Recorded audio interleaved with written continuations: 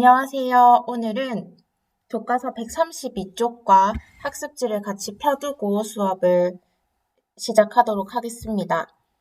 지금 우리는 민법에 대해서 배우고 있는데요. 민법은 개인 간의 분쟁을 해결하기 위해서 만들어진 법이고 그 개인 간의 문제가 보통 재산과 관련된 문제 아니면 가족과 관련된 문제로 나뉘어져 있어서 민법은 크게 재산법과 가족법으로 이루어져 있습니다. 우리는 저번 시간까지 재산법에 대해서 배웠고요. 오늘부터는 이제 가족법에 대해서, 가족관계랑 관련된 법에 대해서 시작해 보도록 하겠습니다. 그 첫 번째 시간으로 오늘은 혼인에 대해서 이야기할 건데요. 자, 지금 화면에 보세요. 혼인이라고 하는 건 이렇게 계약이 성립했다는 걸 의미합니다. 나랑 결혼할래? 응! 이라고 하는, 그러니까 청약과 승낙이 합치되어서 혼인이라는 계약이 성립된 거죠. 그래서 혼인을 법적으로 얘기를 하자면 청약과 승낙이 합치되어 있는 계약이라고 설명할 수 있겠습니다. 그런데 우리나라는 법률혼주의를 채택하고 있기 때문에 진짜 혼인이 성립되기 위해서는 혼인신고가 필요해요. 그런데 이 혼인신고를 하고 안 하고에 따라서 사실혼이라고도 불리기도 하거든요. 여러분 뉴스나 신문 기사에서 사실혼에 대한 이야기를 들어봤을 거예요. 선생님이 이번에 딱 법적으로 유효한 혼인과 사실혼, 동거를 구분해서 설명해 보도록 하겠습니다. 일단 사실혼이 별게 아니에요. 그러니까 내가 이 사람이랑 진짜 결혼해서 살 생각이 있고 진짜 그렇게 살고 있고 그런데 단지 혼인신고만 안 한 상태를 사실혼이라고 얘기합니다. 생각보다 많은 사람들이 결혼을 하고 여차저차 직장 일이다 뭐다 해서 바빠가지고 혼인신고를 당장 하지 못하게 되는 경우가 많거든요. 그런 상태가 전부 다 사실혼 상태인 거예요. 그러니까 당장 쌤만 해도 이번에 결혼을 해서 그 쌤의 남편이 만약에 저기 쌤이랑 약간 지역이 멀리 있다. 근데 우리가 같이 혼인신고를 하러 가는 게 좋은데 같이 가기에는 쌤은 구미에 있고 쌤 남편은 부산에 있고 같이 시간을 맞춰서 혼인신고를 하러 가기가 되게 힘들잖아요. 특히 직장을 다니게 되면 조퇴를 쓰거나 이렇게 해서 바깥으로 나가는 출입하는 게 많이 어렵단 말이에요. 그래서 쌤이랑 남편이 결혼을 하긴 했지만 당장 시간을 잘 맞추지 못해서 혼인신고를 하지 못하고 그냥 이렇게 있는 상태. 이걸 사실혼이라고 부릅니다. 근데 혼인신고를 하면 그게 진짜 법적으로 유효한 혼인이 되죠. 그래서 이 표를 보면서 다시 정리할게요. 법적으로 유효한 혼인은 혼인할 생각이 있고 그래서 같이 공동생활을 하고 이때 말하는 혼인의 의사는 그냥 단순히 그냥 같이 살자 그 정도가 아니라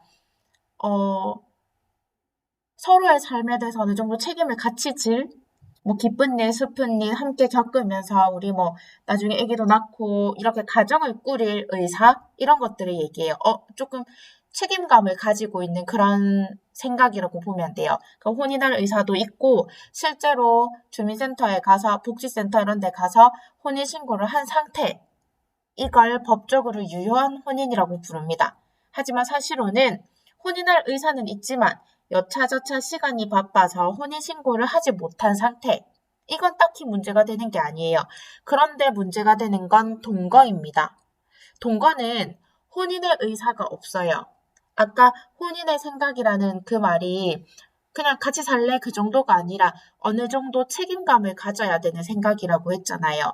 애가 생기면 키우고 이제 각자의 부모님에 대해서 어떻게 부양을 하고 등등의 우리 가족에 대해서 책임을 지겠다는 그 정도의 생각까지를 포함하는 건데 동거는 그 정도의 생각까지도 아니야. 그러니까 혼인할 의사가 없고 혼인신고도 안 한 상태, 그냥 같이 사는 상태.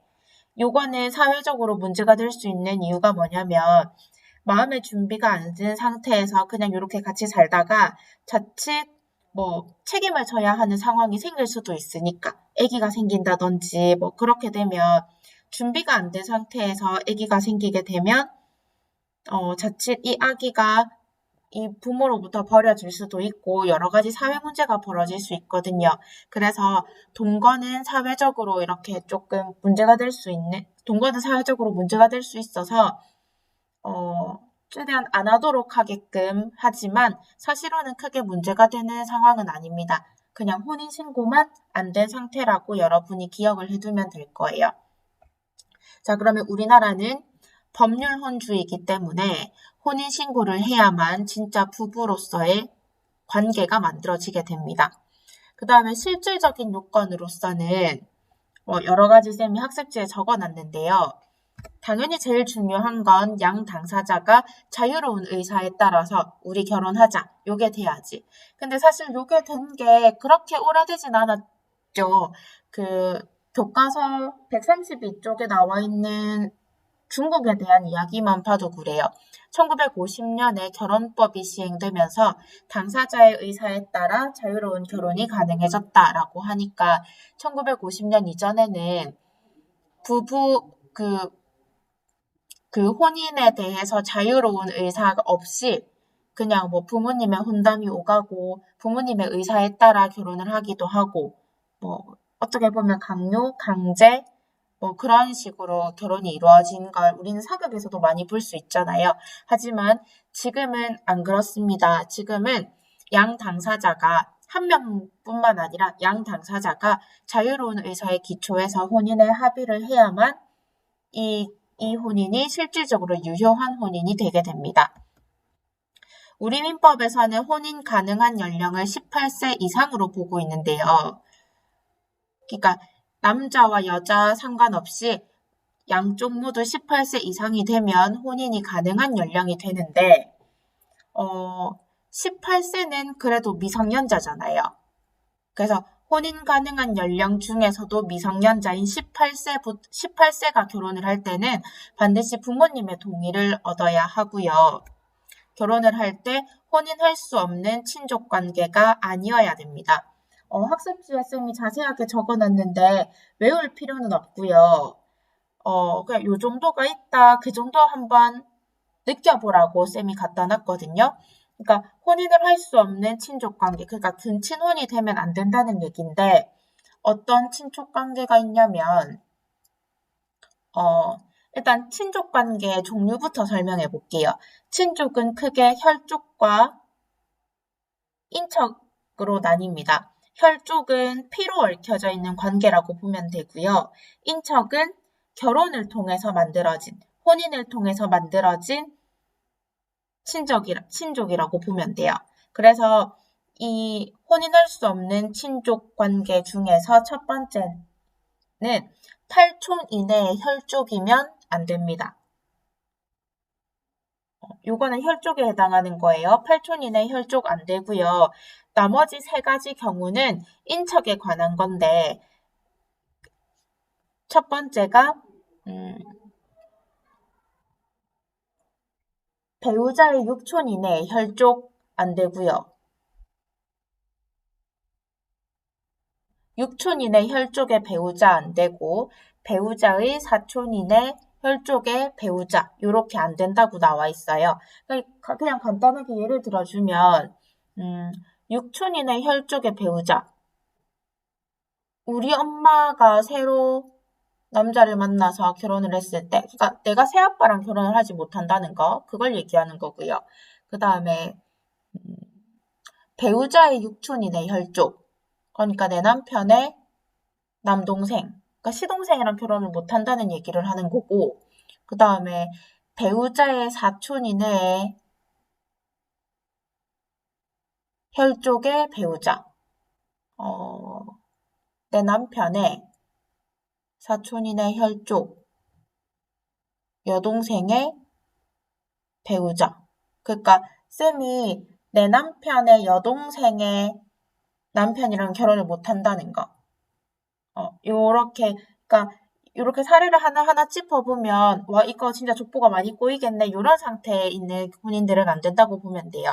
그래서 숫자까지 외울 필요는 없는데 이렇게 금지되는 친족 관계가 있다는 거 그거 보면 되고요. 그 다음에 해당 혼인이 중혼이 아니어야 됩니다. 중혼은 그러니까 내가 법적으로 유효한 혼인을 하나 했는데 그 다음에 또 하나 그런 혼인을 하지 못한다는 거예요. 우리는 일부 일처제니까.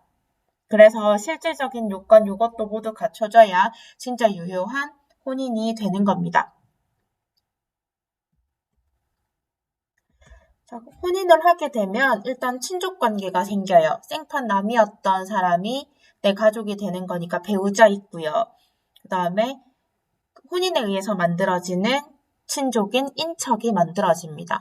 그러니까 원래 혈족은 나랑 피가 얽혀져 있기 때문에 당연히 내 친족이지만 이제 혼인을 통해서 만들어지는 친족은 일단 배우자 있고요. 인척이 있습니다. 인척이 그거예요. 혈족의 배우자, 배우자의 혈족, 배우자의 혈족의 배우자 이런 것들을 인척이라고 부르는데 그냥 간단하게 혼인에 의해서 만들어진 친척이라고 보면 됩니다. 그리고 혼인을 하게 되면 부부간에 동거, 부양, 협조의 의무가 발생해서 동거, 같이 살아야 되고요. 그러니까 버려두면 안 됩니다. 부양도 마찬가지예요. 내 배우자가 아프다고 해서 내가 버리거나 돈벌이를 못한다고 해서 버리거나 그렇게 하면 안 되고 내가 이 사람이 부족해지면 부족해지는 것만큼 껴안고 같이 함께 보듬어서 살아야 된다는 게 부양이고요. 협조, 뭔가 힘든 일이 있다고 도망을 가면 안 되고 같이 끈끈하게 해결해야 된다는 거. 그래서 이 혼인의 의사 자체가 어느 정도의 책임감을 가지고 있는 거라는 거. 그래서 설명을 했던 겁니다. 그래서 혼인을 하게 되면 내 배우자를 버려두면 안 되고 같이 살고 어려운 일 있을 때 돕고 함께 이겨내야 된다는 의무가 발생하게 됩니다. 그 다음에 부부 별산제가 적용이 되는데요. 한자어 그대로 따로 산, 재산. 재산이 따로따로입니다. 재산이 따로따로기 때문에 빚도 따로따로. 그래서 재산은 각자 관리하면서 각자 진 빚도 각자가 갚아야 돼요. 쌤이 학습지에 그 별산제 관련해서 적어뒀는데요. 그러니까 쌤이 원래 그 결혼을 하기 전에 가지고 있던 재산과 결혼을 하고 나서 내 명의로 취득한 재산은 전부 다 쌤 거예요. 남편이랑 공통의 것이 아니라 원래 아가씨 때 가지고 있던 재산과 내가 결혼을 해서 내 명의로 얻은 재산은 전부 다 그냥 내 거예요. 그러니까 내 거, 남편 거 각각 재산은 각자 관리한다는 게 부부 별산제고 플러스로 그래서 빚도 각자 갚는 게 원칙입니다. 부부 별산제가 원칙이에요. 그런데 우리가 재산은 각각 가지고 있지만 우리가 이제 혼인을 하게 되면 같이 부부의 공동생활을 살아야 하잖아요. 집도 같이, 오늘 뭐 밥 먹는 것도 같이, 옷을 사는 것도 같이, 애기랑 관련된 물품을 사는 것도 같이, 교육비, 양육비 전부 다 같은 공동생활을 하기 위해서 필요한 재산들을 사용하게 되는 거잖아요. 그래서 일상가사 대리권, 일상가사 연대 책임이라는 용어가 만들어졌습니다. 자, 일단 대리권에 대해서부터 설명을 해줄게요. 대리권을 이렇게 설명하면 좀 쉬울 것 같아요. 우리 매니저와 연예인의 관계라고 생각해보자. 아니면 연예인 엔터테인먼트랑 연예인의 관계를 한번 생각해 볼게요. 연예인은 그 엔터테인먼트 안에 소속되어 있기는 하지만 소속되어 있는 관계이긴 한데 각종 계약들은 그 엔터테인먼트에서 진행을 합니다. 뭐 드라마를 찍자, 광고를 찍자. 그럼 광고 회사랑 연예인 엔터테인먼트가 계약을 맺게 되면 그 효과는 연예인한테 가서 연예인이 광고도 찍어줘야 되고 하는 거지. 그러니까 직접적인 계약은 광고 회사와 연예인 엔터테인먼트가 맺은 거지만 그 효과는 연예인한테까지 미친다는 거. 계약을 직접 맺지 않은 사람한테까지 효력이 미친다는 거, 그걸 대리권이라고 합니다. 그럼 여기서 말하는 일상가사 대리권은 뭐냐면 남편과 내가 같이 우리 아이를 키우고 있는데 우리 아이랑 관련된 교육, 음, 집 얘기를 할게요. 남편과 내가 같이 이 집에 살고 있는데 같이 움직이기가 힘들어서 내가 계약을 맺었어요. 내가 계약을 맺었지만 그 효과는 우리 남편한테까지도 가는 거. 그걸 일상 대리권이라고 부르는 거야. 근데 이 대리권을 아무 때나 다 이게 할 수 있는 게 아니라 일상 가사에 대해서만 가능하거든요. 그러니까 부부의 공동생활 아니면 자녀를 양육하는 데 들어가는 것들, 이런 일상적인 문제를 해결할 때 매번 쌤이 남편의 동의를 얻어서 뭐 자녀 학원비를 내고 남편의 동의를 얻어서 월세 지불하고 남편의 동의를 얻어서 반찬 사고 그렇게 못 하잖아요. 그래서 이런 일상 가사에 대해서는 부부가 같이 권리를 행사하지 않는다고 해도 쌤만 어떤 행위를 해도 그 행위에 대한 효과가 내 남편한테까지 간다는 거. 그래서 쌤이 집 계약을 하고 남편이랑 같이 사는 거 상관없다는 거지. 그래서 그래서 이 대리권을 하고 나면 책임까지도 연대 책임을 지게 돼요. 그러니까 내가 집 계약을 집주인이랑 쌤이랑 이렇게 했어. 근데 이 집 계약이라는 건 우리의 일상적인 의식주랑 관련된 문제니까 쌤이랑 집주인이 계약을 맺었어도 그 효과가 쌤 남편한테까지도 같이 가거든요. 근데 마침 쌤이 월세를 안 냈으면 집주인이 쌤한테만 얘기를 하는 게 아니라 내 남편한테까지도 얘기할 수 있는 거야. 이거 같이 책임을 지는 거예요. 남편이랑 내가 같이. 일상가사 대리권이랑 일상가사 연대 책임 이해돼요? 자, 다시 정리해서 얘기할게요. 일상가사라고 하는 건 우리 부부의 공동생활 아니면 자녀의 양육과 관련된 이런 것들의 일들을 일상가사라고 불러요. 근데 이런 일상가사를 진행할 때 내가 매번 할 때마다 뭐 남편한테 동의받고 그렇게 진행하면서 남편한테 동의를 일일이 다 받아가면서 일을 진행하기에는 너무 버겁단 말이야. 그래서 우리 일상 가사랑 관련된 것들은 남편의 동의를 일일이 굳이 구하지 않더라도 쌤이 집주인이랑 계약을 맺으면 그 효과가 쌤 남편한테까지도 그냥 같이 가요. 그러고 쌤이 만약에 집세를 내지 않으면 집주인이 쌤뿐만 아니라 쌤 남편한테까지도 연대 책임을 물을 수 있는 거야. 우리 공동불법행위 할 때 연대 책임 배웠었잖아요. 연대 책임은 그 공동행위자한테 책임의 전부를 얘기할 수 있다는 거. 그래서 이 일상가사에 대해서는 쌤이나 쌤 남편한테 각각한테 책임의 전부를 요구할 수 있다는 거. 그래서 이게 일상 가사에만 해당되는 거기 때문에 사치품을 구매하기 위한 거나 도박을 위한 채무 이런 것들에 대해서는 해당되지 않습니다. 예를 들어서 내가 집주인이랑 집 계약을 맺어서 지금 남편이랑 같이 살고 있어요. 근데 쌤이 월세를 안 내면 집주인이 남편한테 월세를 달라고 할 수 있다는 것까지 했는데 만약에 쌤 남편이 도박을 하기 위해서 돈을 빌린 거야. 근데 이 도박을 하기 위해서 돈을 빌린 건 쌤한테 허락을 구하지도 않고 그냥 자기 혼자 알아서 도박을 위해서 돈을 빌린 거거든?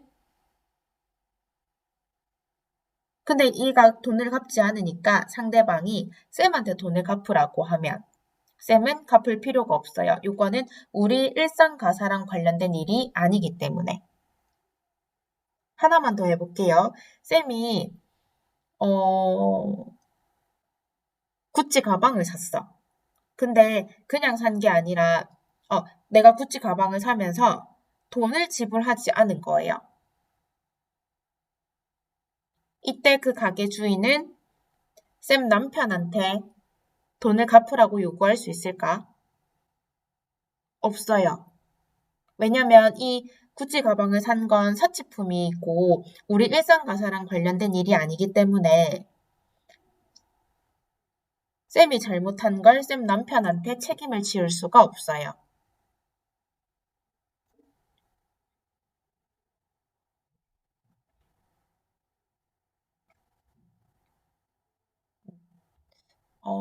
이게 조금 어렵나?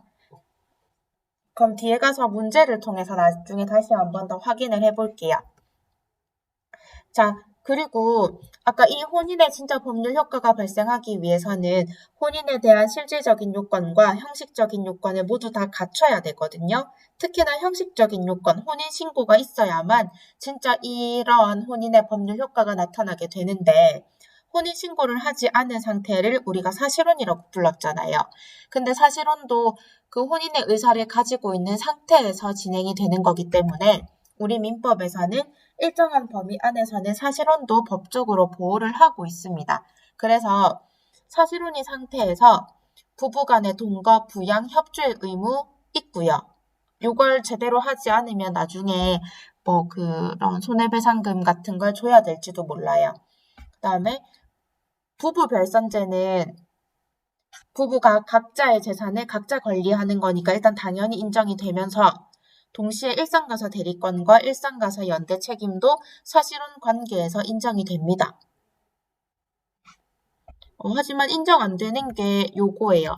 친족 관계는 발생하지 않아서 사실혼 관계에서는 배우자 간의 상속권이 벌어지지 않아요. 요거는 쌤이 나중에 상속 파트 들어갔을 때 한 번 더 짚어서 얘기를 할게요. 그러니까 여러분이 기억할 건 혼인의 법률 효과가 이렇게 있는데 혼인신고를 하지 않은 사실혼의 상태에서도 일정 범위 안에서는 혼인의 법률 효과가 인정이 된다는 것.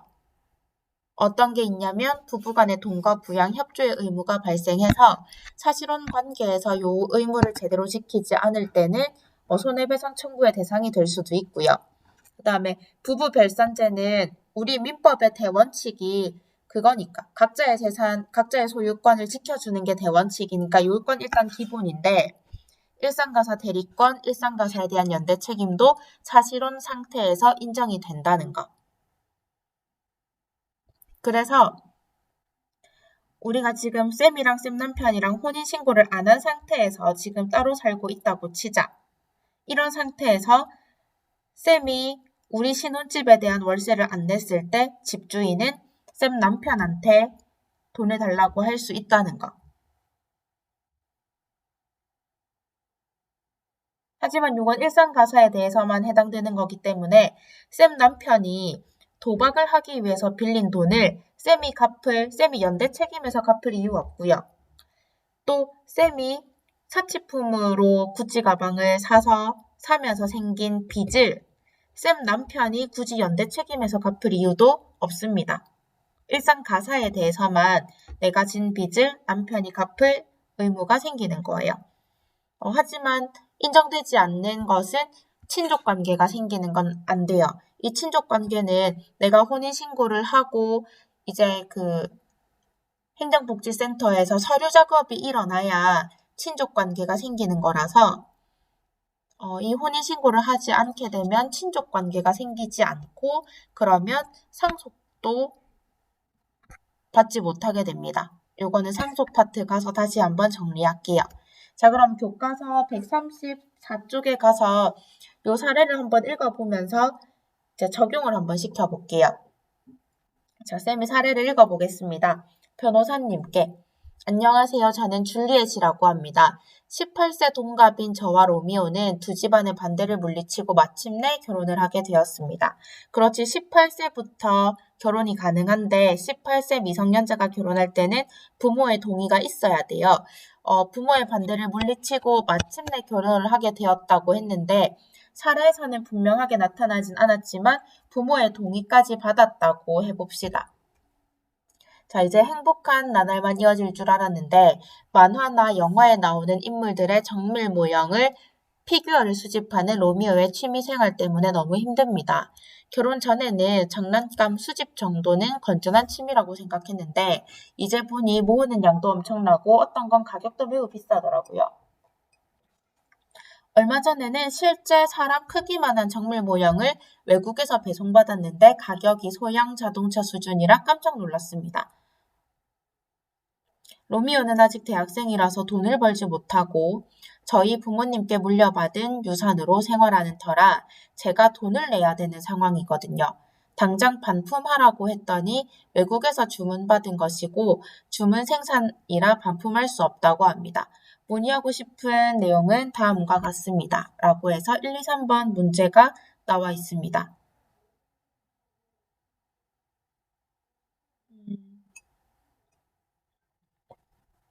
아, 쌤이 성년의제 설명을 안 했구나.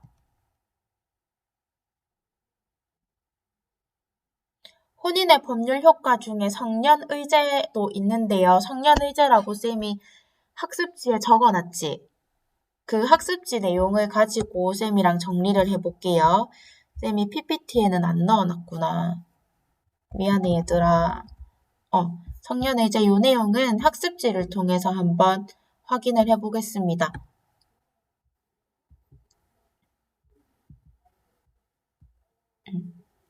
그 의제라는 말이 간주된다는 얘기예요.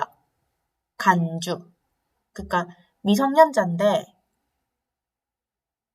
미성년자 중에 결혼을 할 수 있는 나이가 18세밖에 없잖아. 그러니까 18세가 결혼을 하게 되면 18세이긴 하지만 원래는 미성년자이긴 하지만 민법에서 행위를 할 때는 마치 성년인 것처럼 간주를 해준다는 게 성년의제입니다. 그러니까 의제라는 말이 어려우면 간주한다고 생각하면 돼요. 마치 성년인 것처럼 간주해준다는 뜻이야. 그러면 원래 행위 능력이 제한돼서 어떤 물건을 살 때 부모의 동의, 법정 대리인의 동의가 있어야만 유효한 법률 행위를 할 수 있었던 미성년자가 이제 혼인을 통해서 성년으로 의제가 되니까 이제 미성년자 이 18세인 아이가 물건을 사도 부모가 마음대로 취소를 하지 못하는 일이 벌어져요. 자, 쌤이 요거 다시 읽어볼게요. 18세가 된 사람은 혼인을 할 수 있어요. 그래서 18세가 된 미성년자가 부모의 동의를 얻어 법률혼을 한 경우에는, 그러니까 혼인신고까지 딱 마친 경우에는 성년인 것처럼 의제가 돼서 민법상 행위 능력을 가집니다. 그래서 우리 저번에 미성년자의 계약했을 때 배운 것처럼 원래 미성년자가 고가의 물건을 사기 위해서는 부모님의 동의가 있어야 됐고 부모님의 동의 없이 고가의 물건을 샀으면 그걸 본인 또는 부모님이 취소할 수 있다고 얘기했지. 그래서 이런 상황이 벌어질 수 있었잖아. 너희가 기타를 샀어. 근데 기타를 막 띵가띵가 치다가 원래 부모님의 허락 없이 기타를 사서 되게 띵가띵가 치면서 놀고 있었는데 부모님한테 들킨 거야. 그래서 부모님한테 머리채 뜯기면서 부모님이 그걸 그냥 기타 가게에 가서 환불받아 오시는 거지. 너네는 막 엉엉 울고 있고. 그게 미성년자의 행위 능력이 제한되기 때문이거든. 만약에 쌤 같은 성년이면 부모님이 아무리 반대를 해도 내 마음대로 기타 사서 띵가띵가 할 수 있고요. 그걸 보고 부모님이 함부로 취소하러 가실 수가 없어. 그런데 미성년자인 너희들이 고가의 물건을 샀을 때는 자칫 너네가 피해를 그러니까 아직 판단이 미숙한 상태에서 자칫 피해를 볼 수도 있기 때문에 너희가 부모님의 동의 없이 고가의 물건을 샀을 때는 그걸 너희가 아무리 좋아한다고 해도 나중에 부모님이 이걸 마음대로 취소하고 오실 수가 있어요. 그런데 이제 성년으로 의제가 돼서 혼인을 통해서 성년으로 의제가 되면 부모님이 함부로 그렇게 취소를 못 한다는 거야. 그래서 너희는 그러니까 18세 미성년자가 결혼을 해서 이제 아기를 위한 물품도 많이 사야 되겠지? 그래서 모빌도 사고, 유모차도 사고, 뭐, 장난감도 사고, 그러니까 부모님의 동의 없이 너희들이 그런 유모차, 뭐, 뾱뾱이 뭐 이런 것들을 막 샀어. 근데 그걸 부모님이 이제는 함부로 취소할 수 없게 되는 겁니다. 성년으로 의제가 되기 때문에. 이것 말고도 이제 다른 효과들도 있는데요. 자, 학습지 마저 보면 혼인원차에 대해서 부모의 친권 행사가 종료됩니다. 친권도 어떤 내용이 있는지 다음에 배워볼 거예요. 그 다음에 혼인을 한 후에 너희 미성년자인 너희들이 너희 자녀에 대해서 친권을 가지게 돼요. 여기 쌤이 오타가 있구나. 친권을 가지게 돼요. 그 다음에 하지만 민법 이외의 법률에는 효력이 미치지 않아서 공직선거법상이나 청소년보호법에서는 여전히 미성년자로서의 지위에서 뭐 선거권이 인정되는지 뭐 이런 것들이 이루어질 거야. 이제는 18세부터 선거가 가능하기 때문에 18세인 사람들은 이제 성년인 거랑 요거 혼인과 상관없이 누구나 선거를 할 수 있긴 하지만 청소년 보호법 이런 거에 따르면 결혼을 했어도 아직 술, 담배 하면 안 되지. 그런 거라고 생각하면 돼요. 그리고 성년의제된 자가 이혼을 한 경우에도 성년의제는 그대로 유지가 된다는 거. 그래서 18세 미성년자가 혼인을 하게 되면 마치 성년인 것처럼 의제가 돼서 이런 식의 효과가 벌어지고 있습니다. 자, 그럼 다시 로미오와 줄리엣 그 사례로 넘어갈게요. 자, 1번 문제 보겠습니다. 로미오가 아직 18세 미성년자야. 거래 자체를 취소하는 게 가능하지 않을까? 지금 18세 미성년자가 고가의 피규어를 구매를 했는데 지금 혼인을 했단 말이에요. 법적으로 유효한 혼인을 했기 때문에 성년으로 의제가 돼서 부모님의 허락 없이 고가의 피규어를 산 것이긴 하지만 이 거래 자체를 로미오 본인이나 로미오의 부모님이 취소하는 것은 불가능합니다. 2번. 부부 생활 중에 발생한 지출이므로 일일이 동의를 얻지 않아도 구매할 수 있다고 로미오가 그러는데 맞는 말인가요? 일상 가사랑 관련된 일이라면 일일이 동의를 구하지 않더라도 자녀의 학원비 내고 집세 내고 전기세 내고 할 수 있어요. 근데 지금 피규어를 산 건 부부의 일상 가사랑 관련된 일이 아니기 때문에 이렇게 일상 가사 대리권을 논할 수 있는 주제가 아닙니다. 3번. 물품 대급이 늦어져서 정밀 모양 수입처에서 아내인 저에게 대신 돈을 갚으라고 재촉하고 있습니다. 제가 갚아야 하는 건가요? 어때요? 그렇지. 피규어를 사는 건 일상가사가 아니기 때문에 줄리엣이 연대 책임을 질 이유가 없습니다. 부부 별산제라서 각자의 재산은 각자 관리하고 각자가 진 빚도 각자 처리하는 겁니다. 만약에 로미오가 자녀의 학원비를 내기 위해서 빌린 돈이라면, 로미오가 자녀의 학원비를 내기 위해서 빌린 돈이라면 줄리엣이 갚아줘야 될 의무가 있어요. 하지만 이 상황은 로미오가 자신의 취미생활을 위해 빌린 돈이기 때문에 이걸 줄리엣이 갚아줄 이유는 없습니다. EBS 개념 완성에 보면 이런 사례가 나와 있더라고요. 남편이 도박인가? 남편이 도박을 하기 위해서 아내 몰래 돈을 빌렸는데 그걸 안 갚은 거야. 이걸 아내가 갚을 이유가 있을까? 없습니다. 도박 때문에 진 빚은 일상가사랑 관련이 없기 때문에 아내가 연대 책임을 할 이유가 없어요. 그런데 자녀의 학원비를 내기 위해서 남편 몰래 돈을 빌렸어요. 그 돈을 남편이 갚을 의무가 있을까? 그건 있습니다. 이거는 일상가사랑 관련된 일이기 때문에 남편도 같이 연대 책임을 지는 거죠.